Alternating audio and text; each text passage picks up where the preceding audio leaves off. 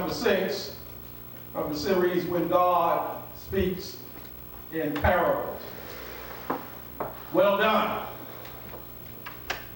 thy good and faithful servant. I've been faithful for few things. I want to make you a ruler over many. A friend of mine, I was talking to a friend of mine a week or so ago, and he was talking about his childhood, how in his home there were 6 of him, he and his siblings.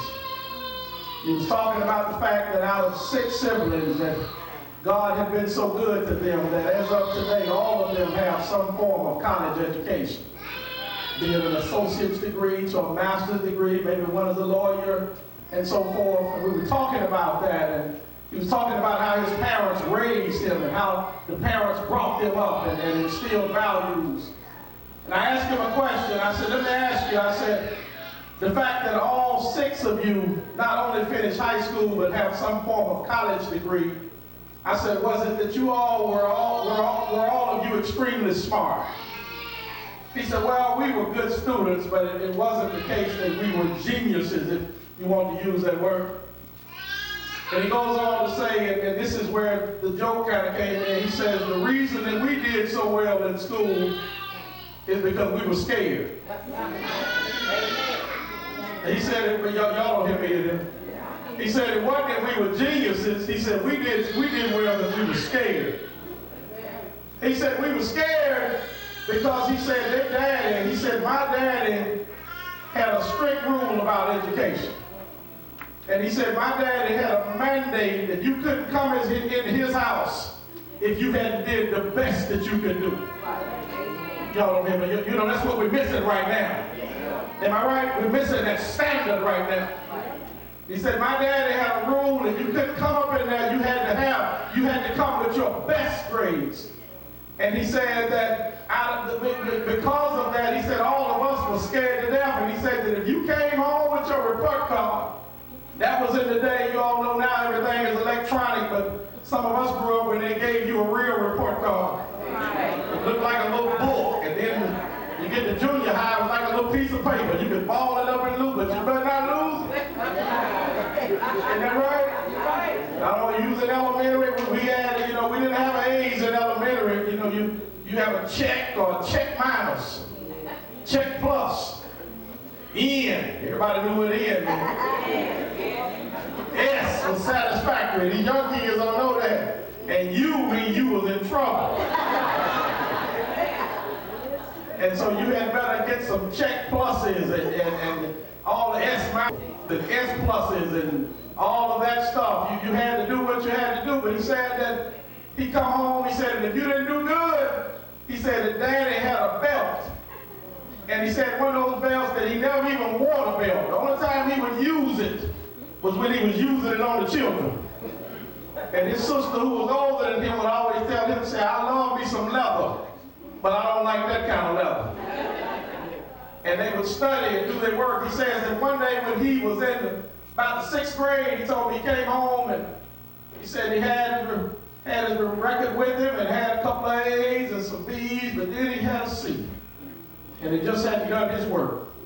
He came in and he sat down with his mom and his dad, and he said he knew it was just going to be on in there that day. Daddy sat him down, said he'd make all the children sit down in front of him. He'd look at the grades. He looked at the grade, looked at his grade, said, okay, you look good there. Said, boy, you got a C. Said after a while, Daddy didn't say anything, and he just put the report card down and got up and walked out of the room. Said tears began to come across his face because he knew Daddy was going to get that belt. But as he began to swell up and about to cry, he said his mama bent over and did what mothers do, and they nurture the children. And mama told him, said, baby, it's going to be okay. She said, because this is just your midterm report. Y'all missed that. Daddy really is concerned about your final grade. And you should have got happy right there. She said, that I know you're not doing well in your midterm, but as long as you do well doing your final grade, Daddy will be okay with you. When he told me that, I almost shouted. Y'all not shouting right now. Because I thought about grace and mercy, because sometimes, brothers and sisters, some of us ain't did that good on our I talking right? Sometimes you ought to get happy right now, thinking back over your life and in your 20s and 30s and teens, some of us in your 40s and 50s, that you ain't always did good on your midterm report. But you ought to be glad right now that you still got time to get ready for the I don't have nobody in here. For the final report. Brothers and sisters, God is concerned about your final grade. Can I preach this the other way? You can't get too happy about your midterm grade. Because some people have an A in midterm, and then by the time they get to the final, an A is dropped down. That's why I can't get too excited about, you folks in the middle of our life. Yeah, we get in church, but you got to stay in church. That's just your midterm grade. You get your new little house, you get your new little car, all that is good. You get your little more education, you do things like that. That's good, but you got to keep in mind, brothers and sisters, that your midterm is okay, but you got to, sooner or later, you got to stand for your final grade. Am I talking better than somebody saying amen? And brothers and sisters, God is concerned about how we make it in terms of that final grade. Can I tell you that unlike when we were in school, it's not an A, B, C, D, or E, or anything like that. It's simply pass or fail.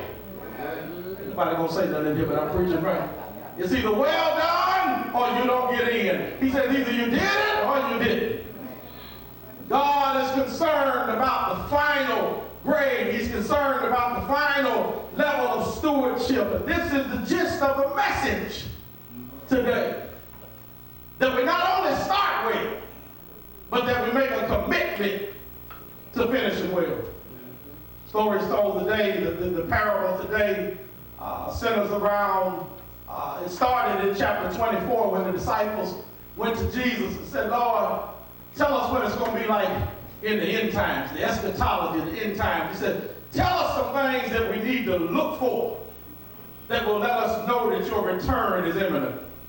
Jesus begins to teach them. He begins to tell them about wars and rumors of wars, and men would turn away from what is right and do what is wrong. And you all know we have some of that going on right now. Yeah. And then that you would look and do this, and you would see this and see the trends and the changes and the turns that are going on. And he says, all of these things shall be a sign that my return is near. But then he stops in the middle of that discourse and says, but don't y'all even worry about that. Y'all don't hear me in here. He says, don't even get fixed on that. He says that the only thing that you need to do, and he said there are two things that you need to do. Number one, you need to be watchful. And he said number two, you need to be faithful. To illustrate being watchful, he tells them the parable, the story before this story of the 10 virgins. Some of them had their oil, and some of them did not. He teaches that story to illustrate that you never know when God is going to show up. I'm preaching right here. Our responsibility, he says, is not try to figure out when God gonna do it. Not even to try to worry about how God gonna do it. But to stand still and know that God will do everything that he said he will do. I feel like preaching in here myself. Now, I'm not concerned about when or how. I just believe in my heart that God is going to do everything that he said he's going to do. Preach out in here. Everybody going to shout with me or not? I believe in my heart, number one, that Jesus coming back. Can I start off with the foundation? I believe it, Deacon. I believe it. I don't know when. People come to me, oh, you've been saying that, preacher. They've been saying Jesus coming back for 2,000 years. I don't care if it's 2,000 years from now. And I'm dead and gone. I'm still coming back. Preacher, right now, I live my life with the understanding that sooner or later, he's going to come back.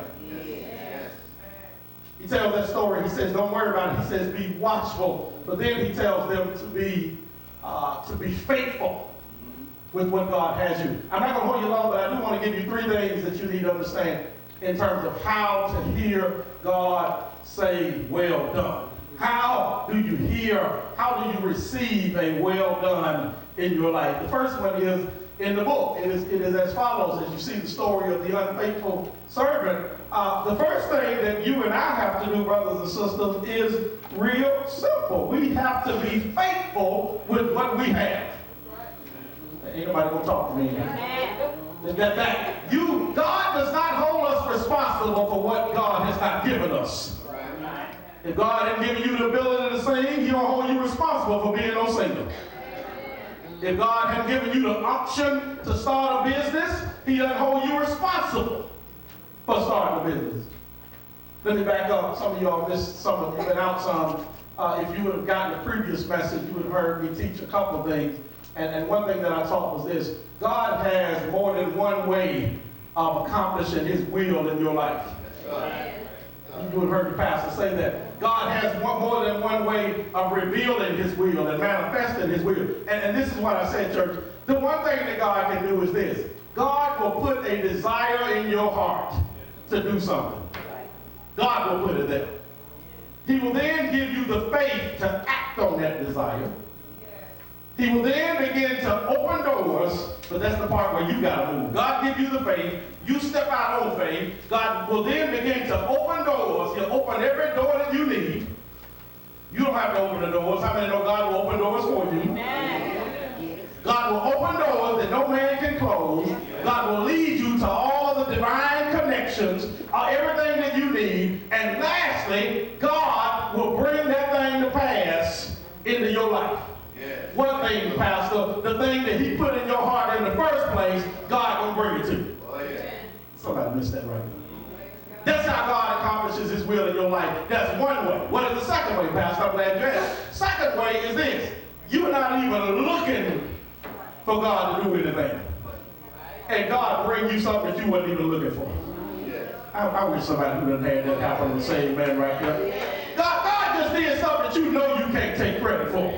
You went down there looking for one job, God gave you another job. I don't have nobody in here. You were looking for one. And so you know you can't take credit for it because God did it in spite of you. God has more than, I wish I had somebody in here. God has more than one way to bless you. He can either put it in your spirit, give you the energy, desire, the connections to make it happen, or the other thing He can do is just give you something you ain't even looking for. Yeah, that's right. And I'm talking to some folk in here today, you have been benefit of both of those blessings. Yeah. Some stuff that you work real hard for, God don't take credit for it. God gave you the desire to do it. God gave you the energy. God gave you the knowledge. He gave you the people. That stuff comes. Am I talking right? That comes from God. Am I talking to anybody here today? Sometimes the pastor, you just got to slow down and talk to people. I'm learning that as I live longer. Some things happen in my life. It was everything. God just decreed it. He did. He decreed it. You do everything to mess it up. You do lackadaisical, this. God just, He make it happen. He give you favor. He give you grace. Am I talking right? He give you. He open doors. He does it. He just decreed it. And what He gonna do with it? We don't know yet. We'll live and see. But something God just decreed to come to pass, and they gonna come to pass. That's why I get happy over the word. He said, my words that I have spoken shall come to pass. And I live long, and long I live. I see that if God said it, it's going to happen. How many believe that? It's going to happen. He just decrees it, and it comes right. Something He just drop in your lap. He doesn't. He has more than one way to accomplish His will in your life. God holds us responsible for being faithful for what He has given us to do.